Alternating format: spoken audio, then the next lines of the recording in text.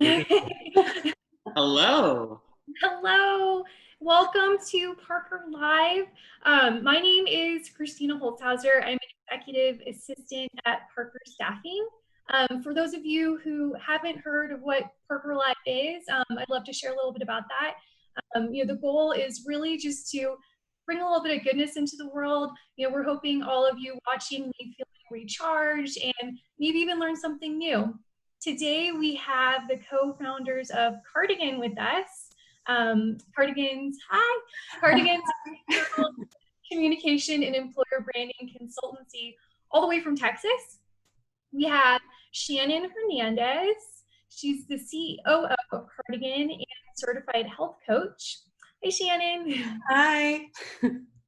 And we have Harold Hardaway. He's the CEO of Cardigan and adjunct professor of organizational behavior at Texas State University. Hi, Harold. Hello, Christina. How are you? Good. How are you guys doing? We are wonderful. So happy to be here, and thank you guys for having us on your inaugural edition of Parker Live. So we're excited. I know. I'm like super psyched and happy to be here. Well, I'm psyched to have you guys here. This is exciting. I would love it if you guys wouldn't mind starting out by introducing yourselves and your business. Yeah. So again, Cardigan, usually the first thing people ask us is where'd the name come from? And honestly, my last name's Hardaway, hers is Hernandez, and we came up with all these things. And then we're like, we just really like cardigans. So that's honestly where the name came from. So we, as you said, are an employer branding and internal communications consultancy. What that really translates into is we help organizations get the most from their people and culture, right? So whether that's onboarding, recruiting messaging, health and wellness initiatives. Lately, we've been helping out with a lot of crisis communication and really culture and working through that and leadership through crisis and pulse surveys and helping organizations understand kind of where their employees are in this time and what they'd like to see from them. And also, benefits comms have been really important. So a little bit of a pivot on what we've been working on, but that's kind of, what we do overall. And as you said, Shannon and I actually worked together for years previously at HEB in the Communications and Culture Department, and then took those things that we love about our job there and started our own business. And then I'll give Shannon a chance to talk about himself. I think Harold did a great job. Yeah, so we're, like I said earlier, we're very excited to be here, and we both always appreciate kind of the power of a positive mindset and self-care. So we're ready to let's talk about it. Absolutely. Yeah, let's dive in. So Harold, I wanted to start with you. I know a major initiative in your life is to chase the good. I was wondering if you could, tell me what that's all about. Yeah. So Chase the Good is really about bringing goodness into your life and making it a best practice, right? So really being purposeful about understanding what makes you happy and prioritizing it. And kind of where it came from was sort of this personal journey that I think a lot of us go through where, you chase getting into the right school or the internship or the job or the promotion or all of this. And there's a lot of energy that you put into it. And sometimes it comes at a cost to your own happiness. And so I got to the point where it was just like, what if I put all that energy into just being happy and prioritizing happiness over work and other things, right? So to me, chase the good is kind of when I get to a decision point, I'm like, well, what's going to make memories? What's going to make me happy? And prioritizing those things over others. And the reason why I say a best practice is because at work, if you're assigned to do something every month and you make one change, right, and it's better, either you get a better review from someone or it's faster or more efficient, you're going to be like, ooh, I need to incorporate this into my life, right? Or into my work life, into my process. If you get home from work and you're like, or the weekend and you're like, I've had an amazing day. We don't stop and think about, why did I have an amazing day? And how can I incorporate that, into my day to day? So chase the good is being aware of those things that make you happy and being an active participant and kind of making it a best practice. And honestly, my tool for that, my tip for everyone is just like, when you hear yourself at the end of the day, kind of say, today was a good day, just stop and think, well, what happened and what was different, right?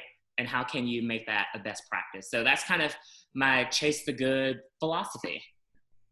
I love all that. And I'm actually curious, so is this something, was there like a moment in your life when you had this realization, or was this sort of like, just over time, you just realized you needed to start, making this change? I'm just curious how it came about. Yeah, to be honest, I was talking to my administrative assistant one day, and it was this whole thing about she was saying she wanted to go like see her mom, and but then there was like all these different like reasons why she couldn't go, but then there was this concern that like she thought her mom didn't look well, and she was concerned about her health. And I was like, you need to go and stop making excuses. And she's like, well, I have to do this and this and this. And I was like, well, you just need, she goes, I forgot what she said, but I think I started out saying you need more good in your life. So, just go do that. And it started out being kind of like more good. And then it was like, just go chase the good by the end of the conversation. And I sort of gave her this pep talk and like, permission to like, no, lead, prioritize yourself, that kind of concern that she had, like prioritize yourself. And then she came back the next day and was like, I booked flights. My family were going out, to see my mother. And she was really happy. And so I just sort of that chase the good. I thought, well, and also for me, there came a point where I lost a few people in succession, and I lost my pet at the same, in succession as well. And I got all these other things I wanted kind of professionally, but lost a lot of the things that I loved. And it was just like, what am I doing? And so that sort of pushed me into making sure I'm living my life like I would want to. And it sounds like a lot, but I will always ask myself, will this matter on my deathbed? Right? And if the answer is no, I do my best to what I call Queen Elsa and let it go. Right? And, if it doesn't, I'm like, okay, well, I really just try not to worry about it and focus on those things that really make memories. So that's kind of how I got there. And it takes work, because a lot of us are, if you're type A and you're wired to always want to do the best, and we're always wired to not let other people down. But no is a very powerful word. Giving yourself permission to prioritize yourself is very powerful, because we are more inclined not to prioritize ourselves, but to give away to everyone around us. That's very easy to do. I agree with that for sure. As you're talking, I'm just thinking about ways, you've been able to chase the good in your life. And I'm just curious, with everything going on in the world right now, have you had to make any adjustments? Lots. So part of chasing the good for me was, I would say, like, pick 3 things that you really love, And so I always loved going to dinner with friends, traveling, and then going to concerts. A lot of the things were wiped out. But immediately I thought, Zoom and all these other things, I immediately scheduled. So I think 4 days out of the week, I have an activity or something with friends. So Zoom happy hours, we have dinners, there's Netflix parties, Saturday brunches. I've actually started to learn to cook. So I think there's part of what a lot of us are experiencing is getting back to the wonder and excitement that we kind of had when we were children. I didn't cook out of fear. And to tell you about like how real my struggle was, I didn't own a can opener. Like I was the guy that ate out every meal. I had to use a knife to open a can because I was cooking. Oh my gosh, Harold. I know. Shannon, just wait. Yeah, Shannon's our health and wellness coach, so she's probably like, "Oh my gosh, you don't need anything." But I'm like growing an avocado plant, from like the seed, and I've been cooking every day, and I've been able to, since I understand where my goodness comes from, stay connected with my friends, still do dinners, but also kind of grow in other areas that maybe I was either afraid of, and I've just been trying new things. Which has been fun. And I think a lot of people, not just me, are cooking more, reconnecting with people around the world and friends that you had in high school. And I think that's been sort of really exciting to see. Yeah, I will think sometimes, to Harold's point about not giving yourself permission to prioritize yourself. I think throughout this, so we're in different cities. He's in Austin, I'm in San Antonio. We haven't physically seen each other since February, which is we're business partners, but I do have to tell, I'm like, are you taking care of are you sleeping enough? Are you or he'll be like, you know what, we have this to do, we have this to do, we have this to do. And I'm like, but hey, you know what, would you rather just go binge, like, what is the show you're watching, Homeland? Homeland. Well, go binge Homeland, like, take some time for yourself. It's okay. Like, the work will always be there, but having you healthy is way more important. It's awesome at reminding me and giving me permission to do that, because being business owners, you feel guilty when you're not working sometimes. There's a lot of guilt around that, and then she's like, no, you're fine, like, go take a nap or go watch TV. And I'm like, thank you. This is a really good segue. So I know, Shannon, an important part of your life is self-care. And I was curious, what does this look like to you? And, how are you able to fit that in? You're a busy business owner. Yeah, well, and like self-care, I think self-care is different for everybody. I mean, that's why it's called self-care. But it's really whatever helps you kind of like take care of your physical and mental well-being. And for me, it's not always the same, but for me, a lot of times it's exercise. So for me, there's kind of that meditation and movement, and really kind of focusing on making my body do something and getting better at that and getting stronger. And so that's really what I do for myself every day, or I try to at least every day. And I like to do it kind of first thing in the morning because it helps me relax. It helps me focus on the things that I do need to do. And then it just kind of sets my tone for the day. I feel guilty when I don't work out now. I feel like I kind of let myself down a little bit. But it really does help me be a better business partner, a better mother, a better wife, a better sister, to better daughter, like to take that time to really kind of like just focus and reflect for myself. And then I can be like, okay, now I'm ready to like do for everybody else. So, and it is one of those things, kind of like Harold's story. Like he was just kind of talking to somebody about it and being like, hey, you need to go do this. For me, I was very bad about taking time for myself. Kind of like Harold, like I was like, I gotta attain the promotion. I gotta like do this for my team. I gotta like make sure my kids are getting the best grades in school. I gotta like do all of this. And I was kind of giving, and I was getting sick constantly. I was like just worn out all the time. And finally it was my mom, who is a dietitian, and she was like, Shannon, when's the last time you like just stopped and did something for yourself? And so for me, it really, like, I kind of just, I up and quit my job. And like, I was like, I'm going to take care of me for a little bit. And luckily it all worked out. But yeah, that's where I really just kind of just learned that I am a much better person. And we all are, when we do just take the time to just allow ourselves to decompress, allow ourselves to focus on ourselves and fill our own buckets instead of relying on others to fill it for us. That's a good point. Well, and I'm curious, I know your mom, helps you to kind of stop for a moment, but do you other people in your life, generally respect the time that you set aside for self-care? They do. And I think a lot of it is because I've really set the expectation that this is time I'm going to take for myself. And I'm always like, hey, especially like my husband, I'm like, you can join me, come work out with me. Sometimes he does, sometimes he doesn't. My kids too. But I block the time off on my calendar.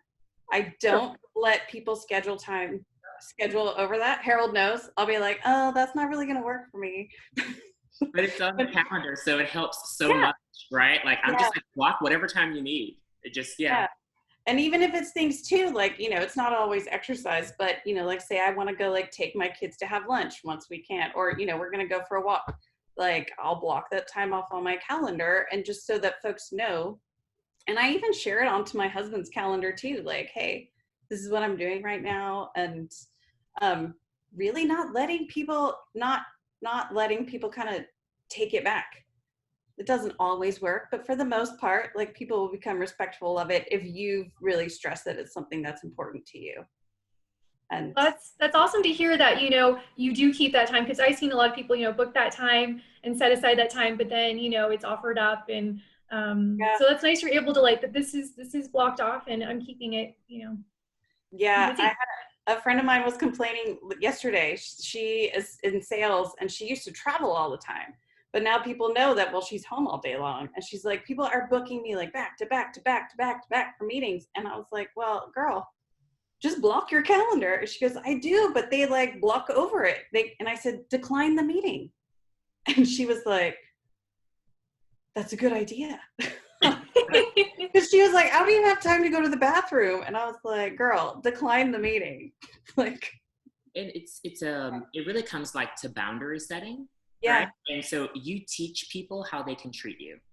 And earlier, like Shannon's talking about setting boundaries. I was saying no is such a powerful, right? It's like a 2-letter word and be like, no, like I don't want to do that, or this doesn't make me happy, or no, this is my time to eat lunch, right? So I am not going to do that, or I work out until this time, so decline the meeting, And once you do it a few times, you've taught people, how to treat you, and you set boundaries. And you're not being rude. I think sometimes we're like, oh, I'm so sorry. Like it's very to just say, I'm sorry, that time doesn't work for me. Like my calendar, you can like block whatever's available, but that time won't work for me. Good for you. That's the only explanation you owe anybody. That's a good point. Yeah, they don't need to know more than that. And I'm curious. So have you gone to have you ever felt guilty about, making this time, or have you gotten past that point? I'm just curious, how you feel about that. I think sometimes I do. And to Harold's point too, about even like, when you're a business owner, or even if you're not, so much of our identities are tied into what we do for a living, and then and who we support. And so we're so used to kind of giving. And when you stop giving to others and give to yourself for a little bit, there's some guilt that's associated with that. But I was a Girl Scout, and we used to sing this song about like somebody that worked in a button factory, and he like would turn the button with this hand, and then his boss would be like, oh, hey, can you also turn this button too? And then by the end of the song, like the guy's turning buttons with his hands and his feet and his head, and the boss comes in and is like, oh, can you do this? And the guy's like, no, I can't. Like, you have me doing so much.